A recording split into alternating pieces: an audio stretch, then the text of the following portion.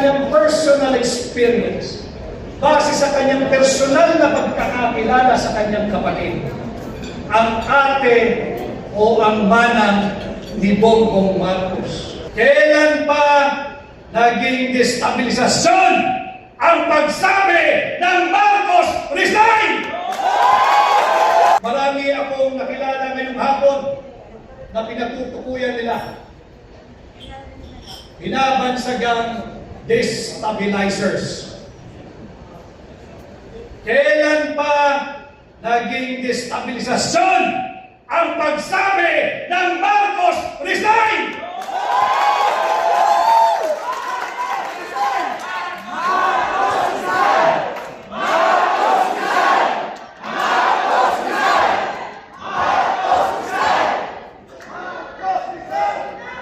Ang resignasyon ay isang kinikilalang pamamaraan upang magkaroon ng vacancy in the office of the President. And there are four: death, permanent disability, removal from office, or resignation. Kung ang saligang batas ay kinikilala ang resignation, paanong naging destabilisasyon ang pagsabi ng Marcos resign? Marcos resign! Marcos resign! Itong mga maling polisiya, coupled with reckless pronouncement from senior officials of the government, does not inspire confidence to both local and foreign investors. Ang totoong destabilizer, ang totoong destabilisasyon ay ang corruption at drug addiction. If this administration feels some degree or to a great degree of instability in their governance, huwag na silang maghanap ng sisisihin. Nasa loob ng Malacanang ang nagiging ugat ng destabilization. Uulitin ko, corruption and direct testimony, no less than by the presidential sister regarding drug addiction, is destabilization.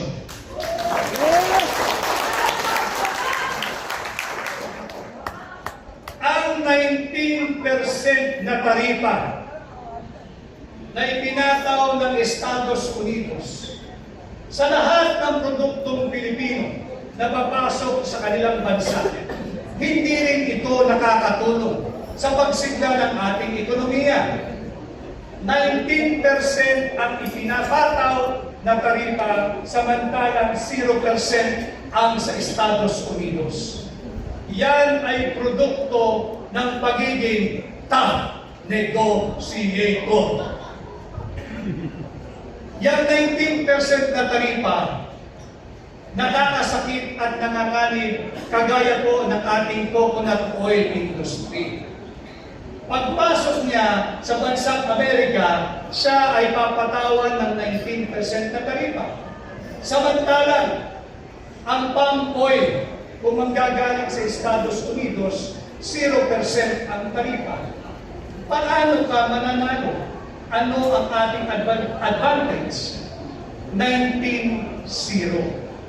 Yan yung mga problema na kinaharap ng ating ekonomiya. Sa kasalukuyan, nandito rin ang ating kaibigan at ginagalang na dating kalihim ng Department of Labor, si Manong Belot Bello. Ang BPO industry at overseas Filipino workers, remittance, ang nananatiling angkla ng ating ekonomiya. Yung tinatawag nilang traditional growth drivers. Noong 2024, last year, ang BPO industry at ang remittance ng mga Filipino workers at Filipino migrants combined ay umabot ng $76 billion. Malaki yun. Subalit, hindi pwedeng yung BPO industry lang at yung OFW remittance lamang nakaasa ang pagsigla ng ating ekonomiya. Bukod sa 38 billion na contribution, dollars po ito ha, 38 billion dollars contribution ng BPO industry. Nakapagbigay din ito ng direct full employment sa 1.8.2 or 1,820,000 Filipinos ang nabigyan ito ng full-time workers. Subalit, hanggang kailan? Hanggang saan? Sinabi ni dating NEDA Secretary si Dr. Carl Kendrick Chua, mahina na ang BPO industry. Nanganganib din ang BPO industry. Sapagkat nariyan na yung pagsulpot, yung pag-introduce ng tinatawag nating AI or Artificial Intelligence. And it's just a matter of time.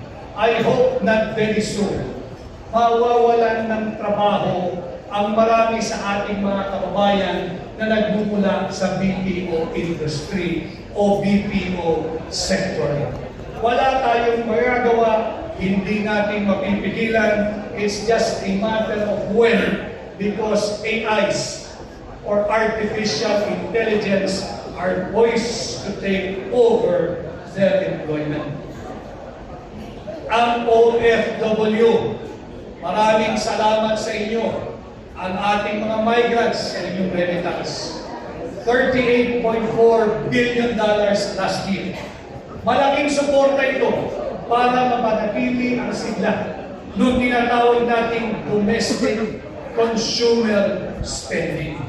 Subalit, hindi nga po nakakatulong yung mga irresponsableng pahayag ng mga senior officials ng ating pamahalaan. Naghahanda, hinahanda, nagsasanay ang ating sandataang lakas para sa isang digmaan. And in all probability, the Chief of Staff of the AFP was referring to our superpower neighbor, China. Kawawa naman ang ating mga kababayan OFW. Kawawa naman ang kanilang pamilya. Kawawa naman ang ekonomiya ng Pilipinas. Bakit kaya?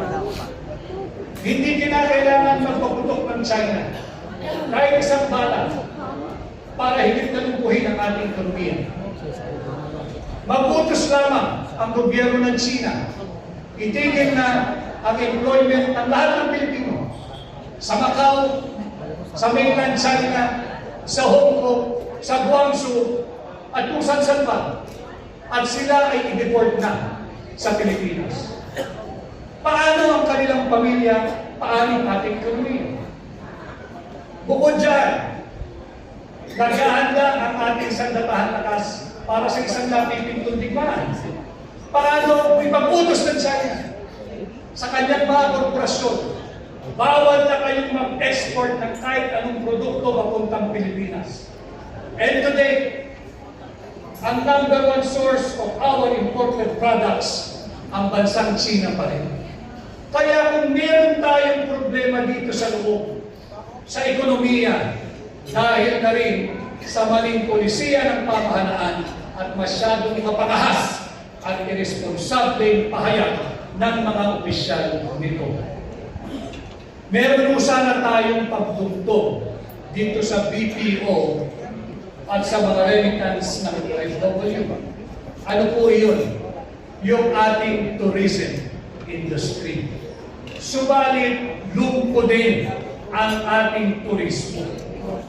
Meron po tayong tinatawag na very young and dynamic population na maituturing best comparative advantage ng Pilipinas. Subalit, ano ho ang nangyayari sa ating turismo? Ulirap na po tayo sa Southeast Asia. 2 beses tayong nagpalabas ng advertisement sa CNN. Tinanggal din. Bakit?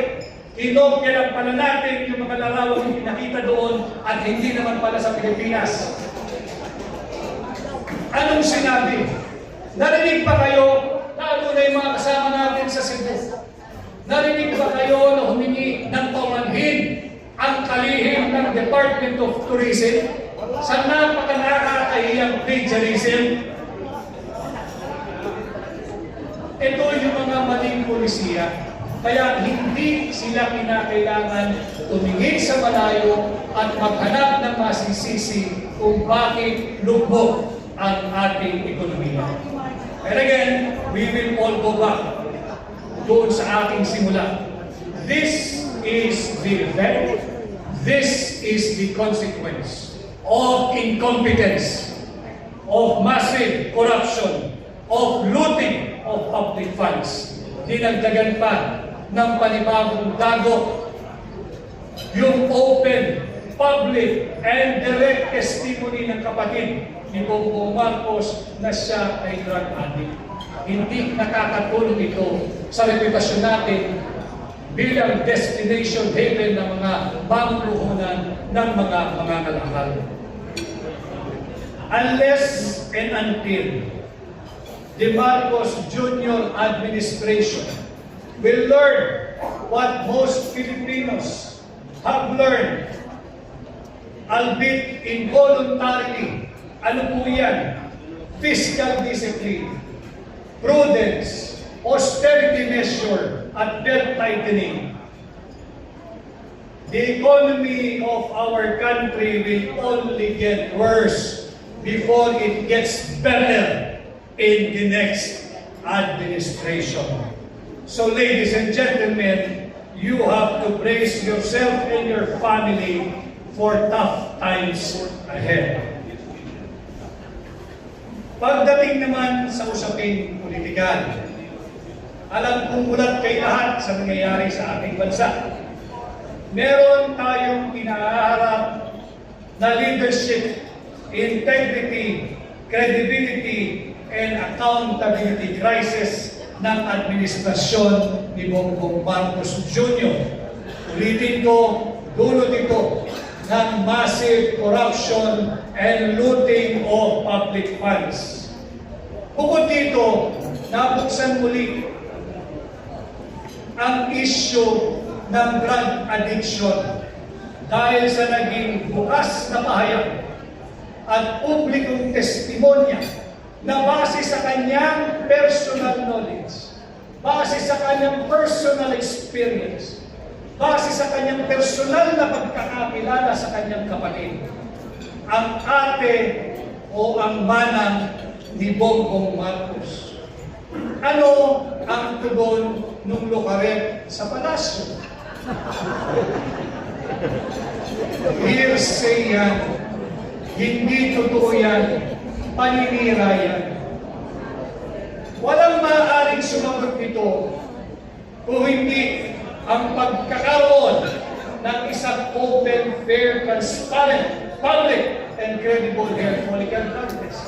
Hindi yung lukaret. Sinabi na nung kapatid, bata pa lamang kami. Ang haba ng kwento niya. Bata pa lamang daw sila ay gumagamit ng kanyang kapatid. Hindi kayo, hindi ako, hindi yung lukaret. Ang may personalidad, pasinumalikan niyan. Bakit? Bata pa daw sila eh. Nakita niya eh. Naranasan niya kung anong buhay ng kanyang kapatid. Kaya lalong lumalakas, nakakabingi na ang panawagan sumailalim sa open, fair, transparent, and credible hair follicle drug test. Dahil dito, sa aking pananaw, wala nang anumang moral at legal ascendancy ang tanggapan ng Pangulo. Kung kaya't